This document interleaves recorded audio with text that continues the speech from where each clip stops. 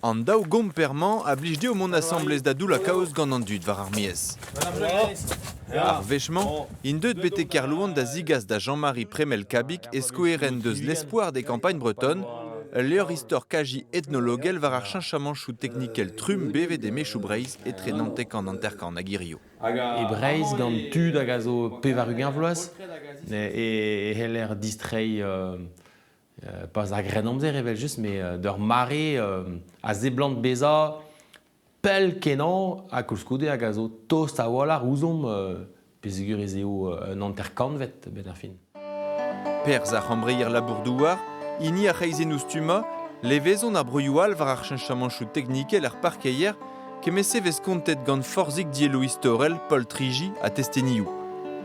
Kloket e vez a leur gant QR kodou evidat chilaou war ur poel gomzer ar pez zo bet kontet d'an daou gamalad e pem departament Breizh. Ma de kunta blabour a reyouank a narvez memstra panaon se vevid labour e gechal. Eler a ni nemmer en kun die pegamen o merd war a rauk e skoaz mambet siouank. J'ai le vindal de gred maïs, mais... Pas amant. Mais a regenta tout mestra amant a oa koumonset da legar blavechou pem a triugen gav din. Ja, mate. An teknikou nevez o deus eseat mestra konditiono buez an dud. Di boignor e oa labour gant an teknikou nevez.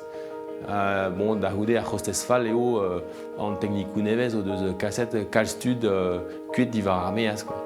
Hag e chom kalz ne betora diegechou iri an deiz egen ma oa an terkan vloaz a zo. Gant Pierrik melouet hag ar poltreder Albert Pennek nevoke barnet choazou gwechal gant daoulagad a vremañ. Kentor klas kompren gwellor istor mechou dre an eskemou war an dachen.